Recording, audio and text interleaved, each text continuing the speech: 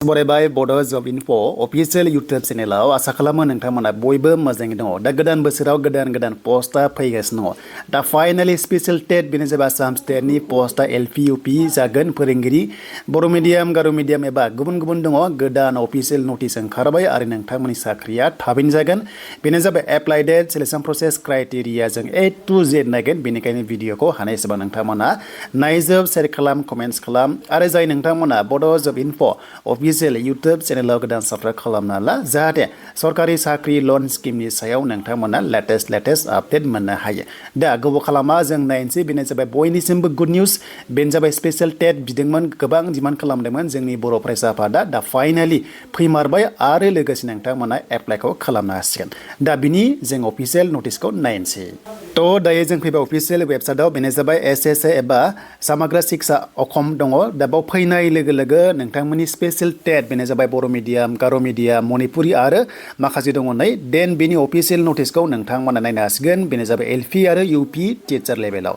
दा स्पेशल टेट 2026 गोबां जों नेदोंमोन आरो गोबां जोंनि बर' फरायसा आफादा डिमान्ड खालामदोंमोन जे बर' मिडियामनि थाखाय स्पेशल टेट खुंनांगौ आसाम स्टेटआव होननानै। दा फाइनालि फैबाय डेटखौ नायदिनै 6 जानुवारि 2026।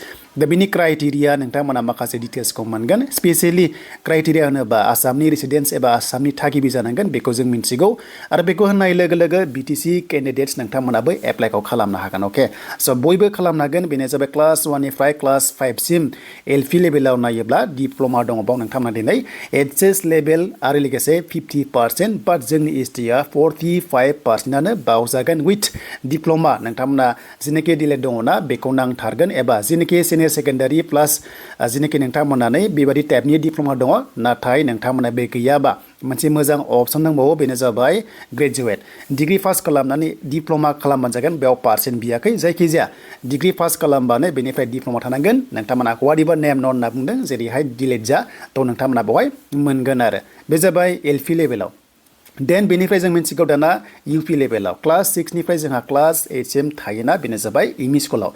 दा बेवहाय नोंथांमोना डिग्री पास खालामथारनांगोन बाव HS पासआ जानाय नङा। अके स' बेनो जाबाय डिग्री पास खालामनानै 2 इयार डिप्ल'मा नोंथांमोना थानांगोन जेरै सेम हमना ला डिलेट आरो लोगोसे बेवहाय BEd नोंथांमोना थानाय जानांगोन। अके स' डिलेट दंबाबो बेवहाय हागोन प्लास BEd दंबाबो हागोन नाथाय BEdआ एलपिआव हाया जों बेखौ मिन्थिगौ।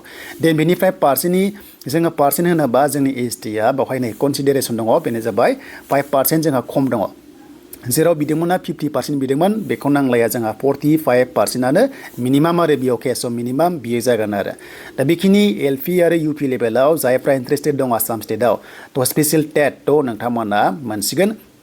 देन बेनिफ्राय नोंथांमोना मिन्थिखाबाय जे नै HS लेभेलाव जोंहा 50% STआ नाङा जोंहा जास्ट माने 45%आनो जायो बेखौ जों मिन्थिगौ आरो। अके थ' बेखौ जों मिन्थिबाय। दानिया स्ट्राक्चार थ' स्ट्राक्चारा जाहैबाय नोंथांमोना माबायदि टाइपनि कुइसन दानगोन। अके बेनो जाबाय नोंथांमोना फार्स्टआव मोनदों 30 कुइसन फैगोन 30 मार्क्स दङ।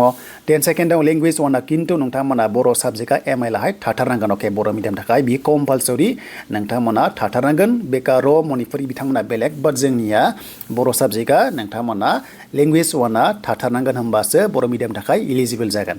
देन बेनिफ्राय इंलिश कम्पालसरि दङ मेथ्स दङ बेनिफ्राय EVS दङ। टटेल नोंथांमोना बे टाइपनि मोनदों जेरै हमना ला 30 बेनिफ्राय 150। अके स' 150 नोंथांमोना बेवहाय टटेल मार्क्सनि एग्जाम होनांगोन आरो मोनसे हाबानो 1 मोनगोन। अके स' नोंथांमोना बेखौ मिन्थिबाय। देन बेवहाय नेगेटिभ मार्किंथ' बाव लिरनाय गैया। देन बेनिफ्राय इउपि लेभेलाव क्लास 6 निफ्राय क्लास 8 सिम थ' नोंथांमोना बेवहाय नायोब्ला बावबो माखासे क्राइटेरिया लाखिदों बाय इउपि लेभेलाव। देन बेनिफ्राय साबजेक्ट दङ बेखौ नोंथांमोना जाहाथे स्क्रिनशट खालामना लायो बेयाव 150 बेबो। देन बेनिफ्राय स' डिटेल्सखौ नायबावगोन। अके बेनो जाहैबाय नोंथांमोना डिउरेसना 2.5 घन्टा टाइम मोनगोन 150 मिनिट्स दङ। बेनिफ्राय पेपार 1 एन्ड पेपार 2 नोंथांमोना बेवहाय 1 बा 1.5 घन्टा दङ आरो 150 मिनिट्स मोनदों। देन बेनिफ्राय मिनिमाम मार्क्स फर क्वालिफाइं इन स्पेशल आसाम टेट। स' बेवहाय स्पेशल टेट होदों 60% मोननांगोन जेनेरेलाव 150नि गेजेराव 90 मार्क्स मोननांगोन होनना बुंदों बाट जोंनि STआ जोंहा एसे खम 5% थायो नालाय बेखायनो जों मा मोननांगोन 83 मिनिमाम मोननांगोन क्वालिफाइड जानो बेखौ बुंदों आरो बेखौ मिन्थिखागौ जेनाखि एलपि इउपिआव एग्जाम होयो बा टेट होयो। थ' फाइनालि जों मोनमारबाय बेनो जाबाय नेगेटिभ मार्किं गैया। अके स' नेगेटिभ गैया आरो बे एग्जामा एसामिस बेंगलि बड' इंलिसनि जागोन आरो।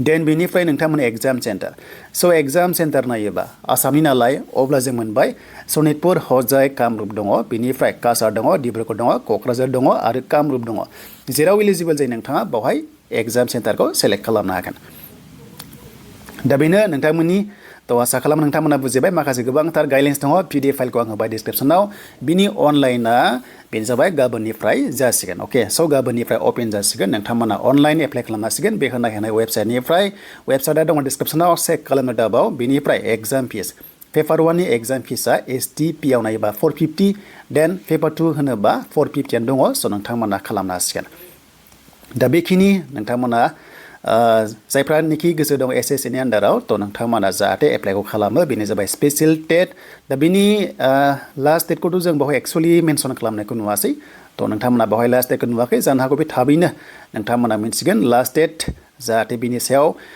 मोनो बेनिफ्राय एडमिट कार्ड माब्ला मोनगोन बा एग्जाम माब्ला जागोन बेनि सायाव डिटेल्सआ गैथ'वा लासै लासै अफिसियेल नटिसआ फैबाय थागोन आरो दा बेखिनि नोंथांमोननि थाखाय गल्डेन चान्स फैबावबाय गोबांथार माने जेनोखि बे हमना ला बेखौ नायबानो जाबाय नै बर' मिडियाम गार' मिडियाम मणिपुरि दङ थ' बे टाइपनि पस्टनि थाखाय माने फैदों आरो दा बेवहाय जेनेरेलनिखि बिथांमोना बेवहाय मोननाय नङा स' बिथांमोना मा बे माने बिथांमोननि मिडियाम गैया आरो जेरै एसामिस गैया बा गुबुन गुबुन गैया आरो अके दा बेनो नोंथांमोननि थाखाय लेटेस्ट